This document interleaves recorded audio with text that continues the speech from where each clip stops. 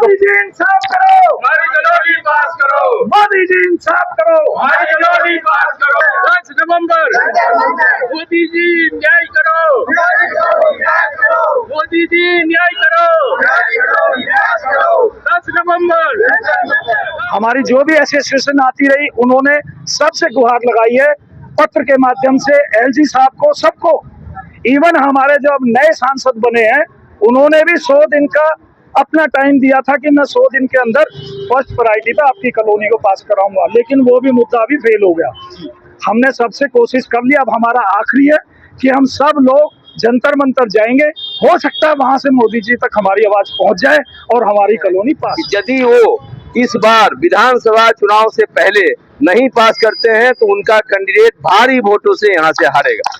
और ये मैं पूरे लोगों के मत का कर रहे हैं, हम लोकसभा में लोगों ने जिताया उनको यहाँ से, लेकिन विधानसभा में कान खोल के सुन ले उनके लोग यहाँ। यदि इस कॉलोनी को पास नहीं किया गया, छतरपुर एक्सटेंशन को, तो यहाँ से उनका विधायक जो है भारी वोटों से हारेगा। धन्यवाद। मोदी जी न्याय करो,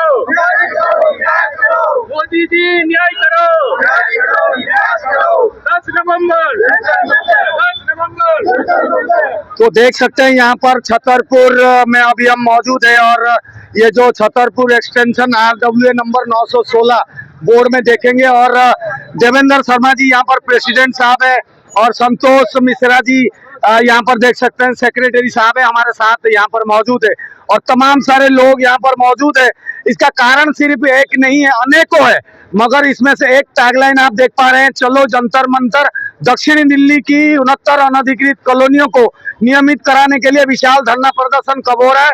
दिनांक रविवार 10 नवंबर, समय सुबह 10 बजे, स्थान जंतर मंतर। इन विषय को लेके यहाँ पर सभी लोग मौजूद है जो कि यहाँ पर स्थानीय निवासी है, 69 अनधिकृत कॉलोनियों से ताल्लुकात रखते हैं। बहुत दिनों का कष्ट है, बहुत दिनों का एक मलाल है, बहुत दिनों का एक पीड़ा है कि भाई ये जो कॉलोनी में ये लोग रहते हैं, 69 ऐसी कॉलोनियों को छोड़ दिया गया है जिनके पास घरों का मालिकाना हक नहीं है। लगातार 2019 से ये लोग संघर्ष कर रहे हैं, लगातार ये लोग मांग कर रहे हैं, मगर फिर भी कितने इलेक्शन चले गए, कितने नेता यहाँ से जीत के निकल गए, कई सारे वोट इनको मिल गए, हर बार प्रतिश्रुति के बावजूद भी नहीं हो पा रहा है। पहले से प्रेसिडेंट साहब थोड़े से दूर खड़े हुए, मैं चाहूंगा कि प्रेसिडेंट साहब आगे आ जाए। सेक्रेटरी साहब संतोष मिश्रा, इससे मैं शुरू करना चाहूंगा विषय को। जंतर मंतर सर जाने की नौबत आ चुकी है, ऐसा क्या हो गया और इस तरीके से आपको प्रतिश्रुति देने के बाद भी आपका काम नहीं हुआ? ये हमारे चैनल के जरिए रिकॉर्डेड वर्जन है, इंटरव्यू लिया हुआ है हमने, मगर काम नहीं हुआ सर। जंतर मंतर की नौबत। पिछले 5 वर्षों से कॉलोनी नियमित हो, इसकी लड़ाई हम लड़ रहे हैं। 2019 में भारत सरकार ने दिल्ली में 40 वर्ष के बाद कॉलोनियों को अधिनियम पास करने का रेजुलेशन लाया था, जिसमें उम्मीद थी कि हमारी कॉलोनी पास होगी। दक्षिणी दिल्ली की सबसे बड़ी आबादी वाली हमारी कॉलोनी जो 100 एकड़ में फैली हुई है, यहाँ पे 30 गज से 50 गज से 100 गज के दायरे में लगभग 70% की आबादी निवास करती है। 2019 से लगातार भारत सरकार के विभिन्न माध्यम से हम अपनी संवेदनाएं व्यक्त कर रहे हैं कि हमारी कॉलोनी, निहायत कॉलोनी, इनको पास कीजिए। यहाँ निम्न और मध्यम वर्ग के लोग रहते हैं, लेकिन दुखद है कि 2019 में भारत सरकार ने हमारी कॉलोनी को छतरपुर एक्सटेंशन सहित 69 कॉलोनियों को एफिलेंट कॉलोनी में डाल करके नियमित प्रक्रिया से बाहर कर दी गई। उसके बाद हम लगातार सांसद से लेकर राज्यपाल से लेकर केंद्रीय मंत्री तक हमने उनसे मुलाकात करके अपनी संवेदनाएं व्यक्त की।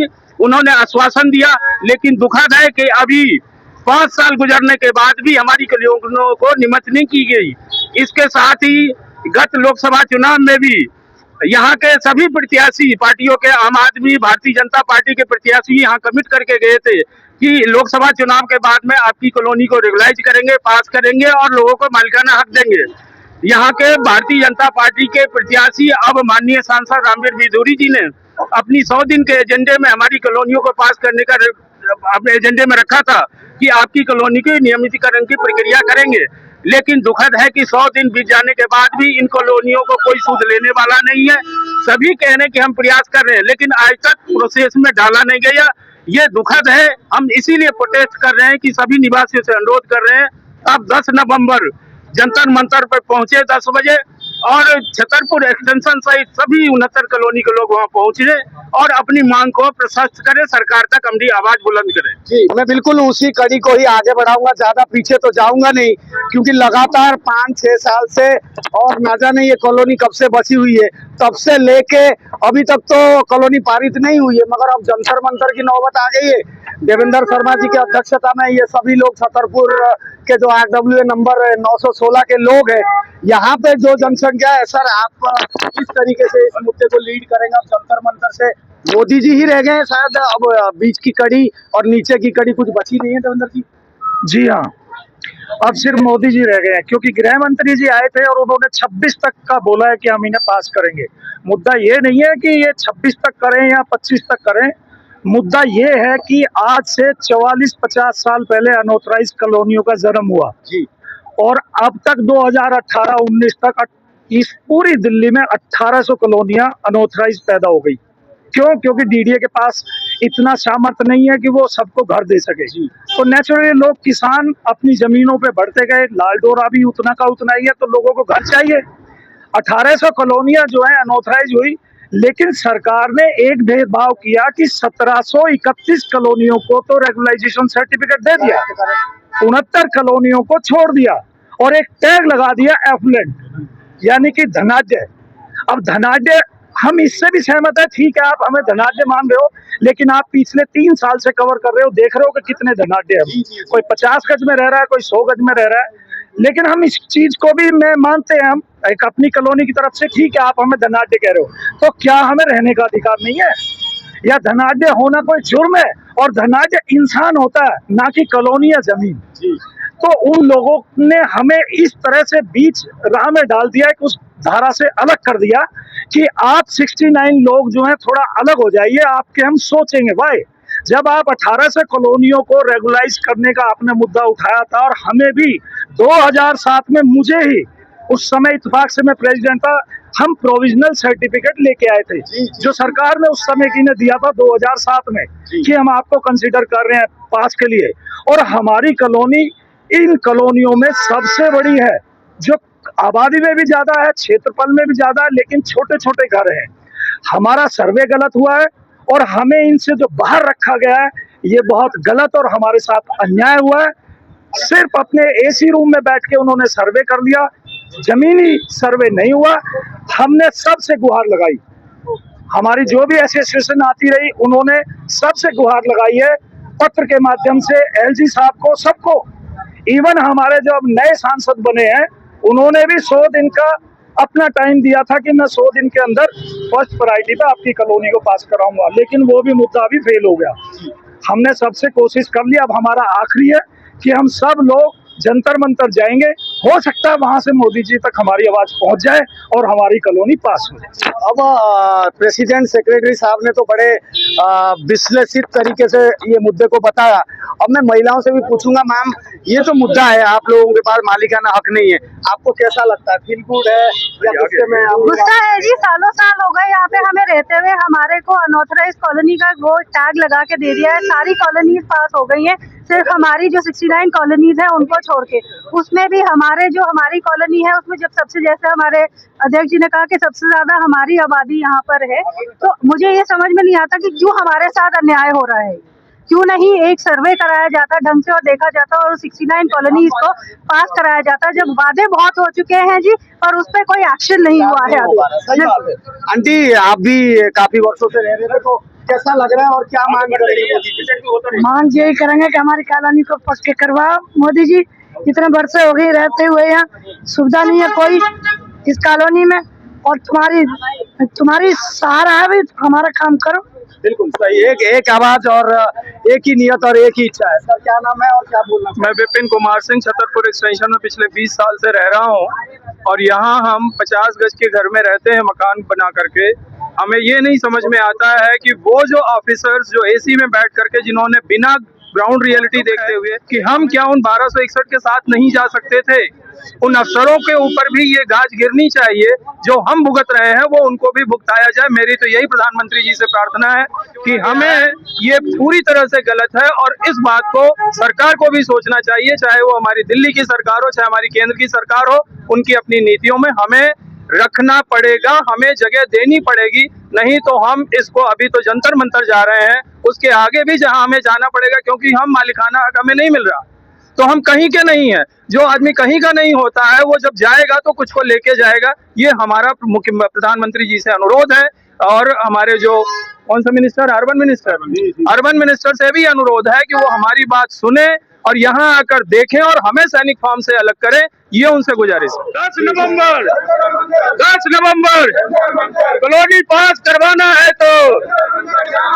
कॉलोनी पास करवाना है तो 10 नवंबर 10 नवंबर जंतर मंतर। सर, जंतर मंतर में अगर काम नहीं हुआ तो फिर आगे प्लान भी क्या है? हम तो सरकार से यही प्रार्थना करना चाहेंगे कि हमारे साथ सौतेला व्यवहार बंद किया जाए। जैसे बाकी कॉलोनियों को रेगुलराइज किया गया है वैसे हमारे को भी रेगुलराइज किया जाए। बस यही एक ही मांग है। बस यही एक मांग। जी सर, क्या नाम है और क्या मांग है? मैं विश्वनाथ सिंह, हमारी कॉलोनी करीब हमें 25 साल हो गया यहाँ रहते हुए, अभी तक इसको डेवलप थोड़ा बहुत तो हुआ है, अनऑथराइज तरीके से हुआ है, लेकिन इसको अभी तक पास नहीं किया गया। और ये सरकारें जो है, हम लोग वोट देते हैं लेकिन ये अपना जो है वादा पूरा नहीं करते हैं। अब जो इलेक्शन आएगा हम बिल्कुल ही हम लोग बाइकाट करेंगे, वोट नहीं देंगे, पूरी कॉलोनी में वोट नहीं देंगे अगर काम नहीं होता है तो? बिल्कुल नहीं देंगे। सौतेला व्यवहार बंद करें, है ना। ये सभी धनाढ्य कॉलोनी नहीं है, 50 गज 77 गज 100 गज के नीचे रहने वाले 90% पॉपुलेशन है। सरकार से हमारी मांग है कि अन्य कॉलोनियों की तरह इसे भी जो है जल्द से जो है जल्द इसको ऑथराइज किया जाए। यही एक ही मांग है। और सर, जी इधर आओ। सर क्या नाम है और क्या बोल रहे हैं? मेरा नाम प्रकाश कुमार है, मैं छतरपुर एक्सटेंशन का निवासी हूँ पिछले 15 वर्षों से। इसमें सब कॉलोनियाँ पास हुई, 69 के चक्कर में हम सब फंसे हुए हैं। छतरपुर में ही उस साइड में राजपुर है, वो पास हो गया। तो इसका एक ही उपाय है, नरेंद्र मोदी जी से हमारा करबद्ध विनती है कि यदि वो इस बार विधानसभा चुनाव से पहले नहीं पास करते हैं तो उनका कैंडिडेट भारी वोटों से यहाँ से हारेगा। और ये मैं पूरे लोगों के मत का कर रहे हैं, हम लोकसभा में लोगों ने जिताया है उनको यहाँ से, लेकिन विधानसभा में कान खोल के सुन ले उनके लोग यहाँ।